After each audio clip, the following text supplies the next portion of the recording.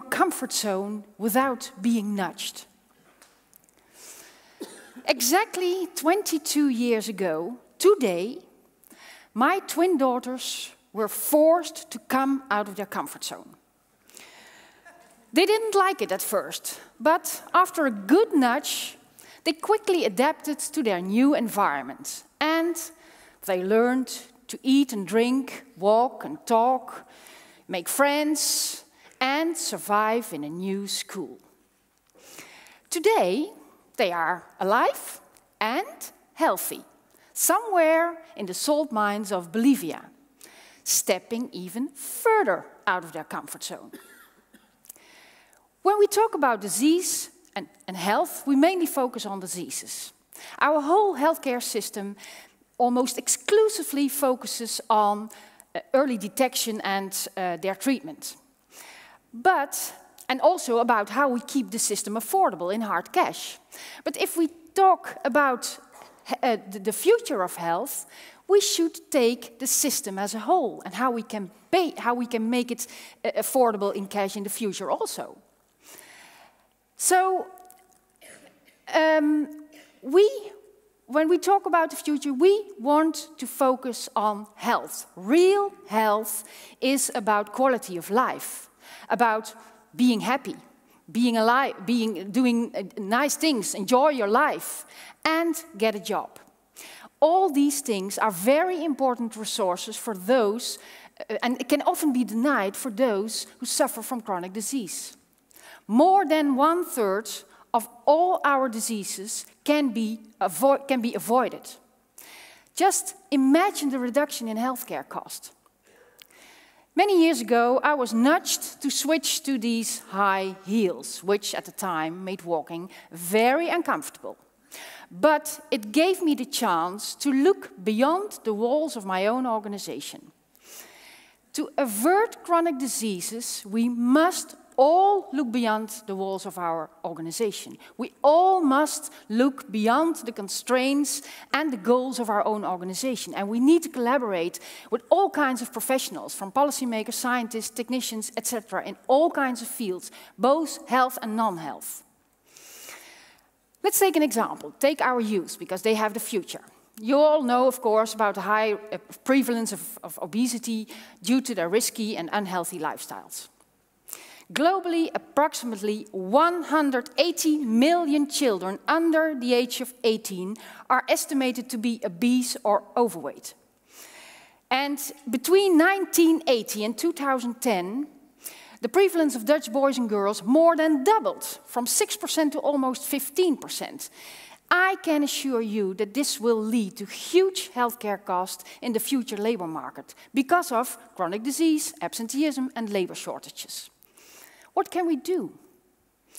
We can improve active transport for children going to school. We can nudge them into going by bike or on foot instead of being taken by car. We found that in active, friendly neighborhoods with green spaces, central parking areas, and less heavy traffic, there was an increase of 9% of active transport compared to those in active, unfriendly neighborhoods. If we mark school playgrounds with brightly colored play areas, we stimulate children to be physically active. Researchers found an increase of 15% in active playing behavior in colored play areas compared to uncolored ones. Let's take fresh air in the classrooms, also very important. Fresher air means lower levels of carbon dioxide. Scientists show that children in well-ventilated classrooms make 6% fewer language errors and 23% fewer errors in calculation. And the latter means achieving a score of 8 for arithmetic rather than a 6.5, which really makes a big difference to their school report. And better learning performances leads to a higher educational level, and thus to better employment, better chances on employment, and a greater access to health information, which also leads to a much healthier lifestyle with less obesity. In 2004, 80% of the Dutch and 94% of the Belgian schools suffered from carbon dioxide levels that were too high. And to achieve improvement requires somebody to be nudged to make amendments to the Building Act for schools. Well, these are all examples that show, that make clear that the non-health sector is very important. If we really want to maintain health, we all, as healthcare professionals, should collaborate with non-health professionals, technicians, scientists, policymakers, politicians, whatever. Unfortunately, we are not trained to do so. Thus, we need a nudge to overcome behavioral barriers. Just as we did in the past, when constructing safe water supply, sewage, or road safety. Local policymaking, or policymaking in general, is led by politicians. And politicians often make choices to secure re-election. So policy must be visible and popular. Councillors for education, transportation, town planning, traffic, whatever, they need to be motivated to change schools and school buildings and neighborhoods. But they often formulate issues in a different way, and they have different goals and agendas, and they set goals to different standards. So we developed a more instrumental framework to nudge them out of their comfort zone. It's called the change wheel. For example, an effective strategy can be modeling.